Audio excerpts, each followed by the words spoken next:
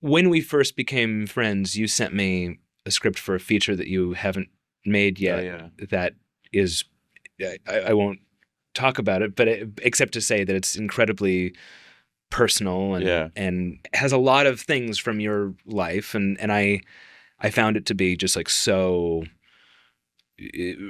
real and like really beautifully observed, Oh, and thanks. it's a movie that was so vivid on the page that I feel like I've already seen it. It doesn't exist yet, but I really, really want it to. So I know, just as far as that project is concerned, that you operate in a similar way. It really made me. I mean, you mentioned Chekhov, and it really brought Chekhov to mind in its unsentimentality, its lack of sentimentality, and then also just the way that it sets up kind of a familiar problem, but the innovation is that it ends the way life does, Yeah, not the way a right, story right. Yeah, does, yeah. Which is right? why it's Which is been the so hard to get Chekhov it thing. made. Has it been?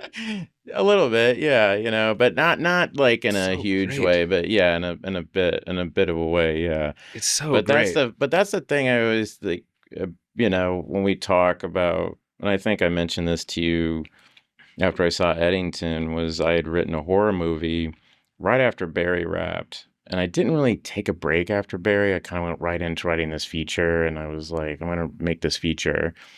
And I had a meeting with a big producer who's actually very smart, lovely guy, but it wasn't for him. And if you've seen his other movies, I won't say who it was, but a great guy, but it's just not for him. But his response to it was so bad.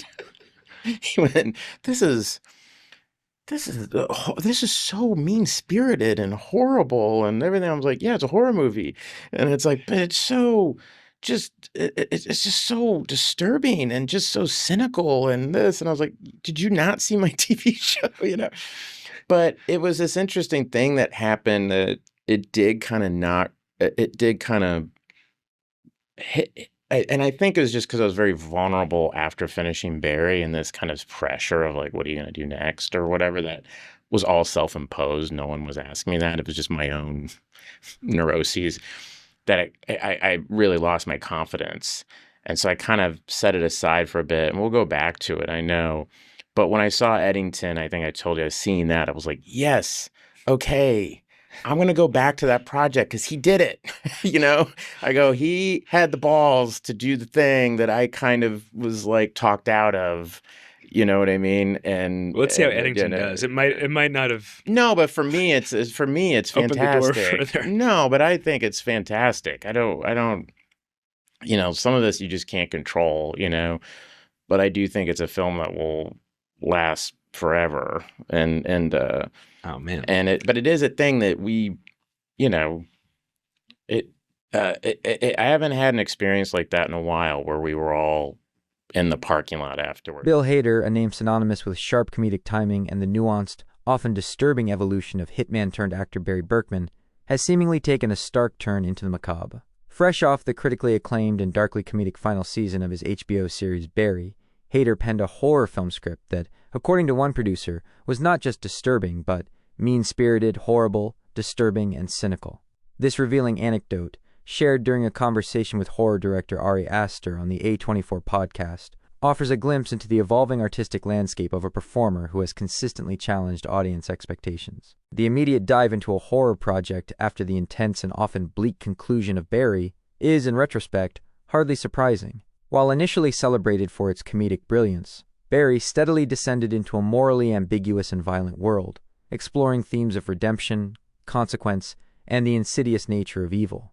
The final seasons, in particular, showcased Hader's willingness to push boundaries and explore the darker facets of human nature. It stands to reason, then, that an artist so deeply immersed in such narratives would seek further avenues for expression within similarly challenging genres. The producer's harsh critique, mean-spirited, horrible, disturbing, and cynical, suggests a script that fully embraced the nihilistic undertones hinted at in Barry, potentially even exceeding them in its unflinching portrayal of darkness. For Hader, this feedback reportedly led to the script being shelved, a testament to the powerful impact a single, strong opinion can have on an artist's confidence. However, the very nature of the critique also speaks to the potential potency of the work. To elicit such a visceral reaction from an industry professional suggests a script that was anything but anodyne, It was provocative, unsettling, and perhaps genuinely terrifying. In a landscape often saturated with conventional horror tropes, a project deemed mean-spirited and cynical by a producer could, ironically, be exactly what sets it apart and makes it truly original. While details surrounding the horror film's title and plot remain under wraps, the mere revelation of its existence and the subsequent producer's reaction hints at a compelling future for Hader's creative endeavors. It underscores his ambition to delve into different narrative territories and his comfort with exploring the unsettling.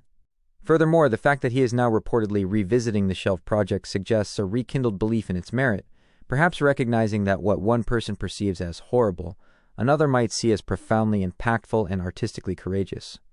As Bill Hader continues to navigate his post-Barry career, branching out into projects like the reported HBO series on the Jonestown cult and a new comedy, his venture into horror offers a tantalizing prospect, a comedic genius ready to truly disturb.